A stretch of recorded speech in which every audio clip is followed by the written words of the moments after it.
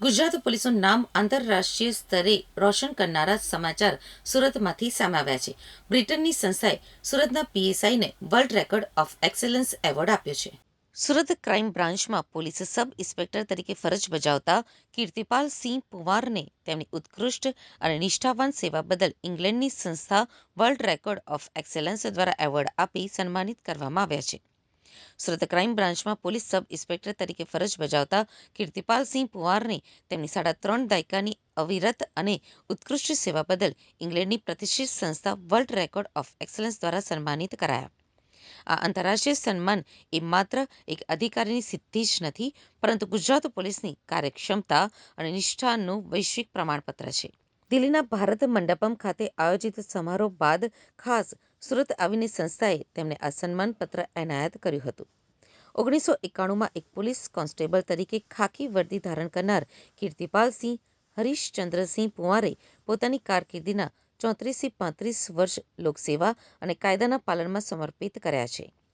બ્રિટનની આ સંસ્થાએ એવોર્ડ આપતા પહેલા તેમના વર્ષોના ટ્રેક રેકોર્ડ, શિસ્તબદ્ધ વર્તન અને કાયદાકીય પાલનની બારીકાઈથી તપાસ કરી હતી.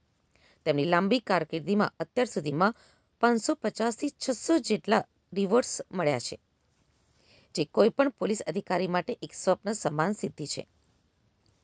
કીર્તિપાલ સિંહની કારકિર્દી માત્ર આંકડાઓ સુધી જ મર્યાદિત નથી, પરંતુ સાહસિક કિસ્સાઓથી પણ ભરેલી છે.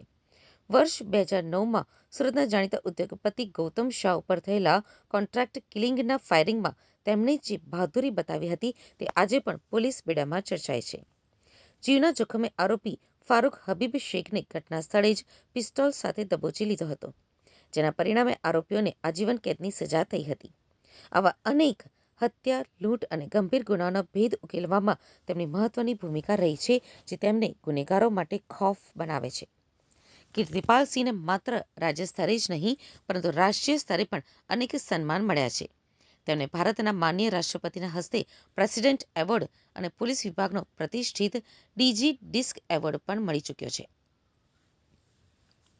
તાજેતરમાં ચર્ચેલા 2000 કરોડના ભયાનક સાયબર ફ્રોડના કેસમાં પણ તેઓ તપાસ ટીમનો અભિન્ન હિસ્સો રહ્યા હતા.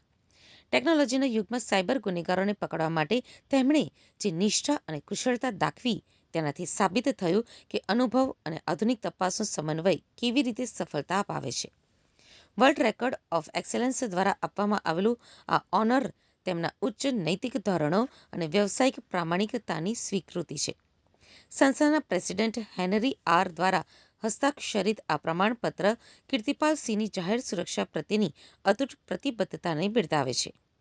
1991માં શરૂ થયેલી એક કોન્સ્ટેબલની સફર આજે આંતરરાષ્ટ્રીય સન્માન સુધી પહોંચી છે, જે નવા જોડાતા પોલીસ કર્મચારીઓ માટે પ્રેરણા સ્ત્રોત છે.